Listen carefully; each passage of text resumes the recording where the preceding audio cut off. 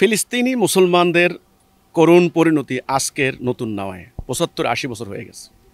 আজকে তারা নির্মূল, কিছু নাই।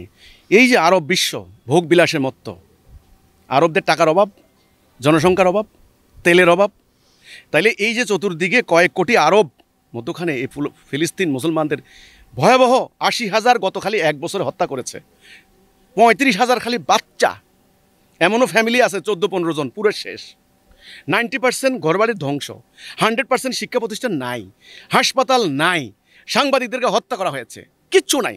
বোমার আঘাতে কোনো বিচার আছে, কোনো নিন্দা আছে? মুসলমানদেরকে বুঝতে হবে আল্লাহ ছাড়া মুসলমানদের আসলে কেউ নাই।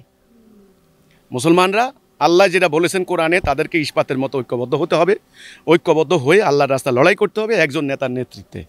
তবে ফিলিস্তিন সংকটের সমাধান হবে। জাতিসংঘ কিছু করবে না, আমেরিকা উল্টা আরও অস্ত্র দিয়ে ইসরায়েলকে সাহায্য করবে।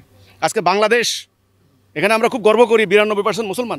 আসলে যদি বাংলাদেশ বিপদে পড়ে ফিলিস্তিনের মতো, আমি লিখে দেব, পাকিস্তান কিছু করবে না, ইন্দোনেশিয়া কিচ্ছু করবে না, মালয়েশিয়া কিচ্ছু করবে না, ওই তুরস্ক কিচ্ছু করবে না। ওরা বলবে হ্যাঁ এটা ঠিক হয় নাই, হ্যাঁ এই ধরনের বিচার হওয়া দরকার, জাতিসংঘের নিন্দা করা দরকার, এই কিচ্ছু করবে না। কারণ মুসলমানদের যে জাতিগত সত্তা, ১ নাম্বার যে ইমান, তাওহীদ, লা ইলাহা ইল্লাল্লাহ, এটা সিরিয়ার মুসলমানরাও মান না, ইরাকের মুসলমানদেরও নাই, পাকিস্তানেরও নাই। প্রত্যেকের এলা হয়ে গেছে যার যার জাতি রাষ্ট্র, ন্যাশন স্টেট, সরকার আলাদা, সংবিধান আলাদা, রাষ্ট্র আলাদা।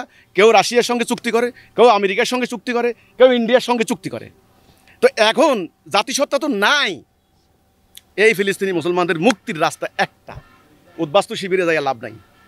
বাঁচতে হলে রসুল যা শিক্ষা দিয়েছেন, যদি তারা কোরআনকে বিশ্বাস করে, রসুলকে বিশ্বাস করে, রসুলের সাহাবীরা যা করেছেন তাই করতে হবে। অর্থাৎ ঐক্যবদ্ধ হয়ে জানমাল দিয়ে আল্লাহর রাস্তায় জিহাদ করতে হবে।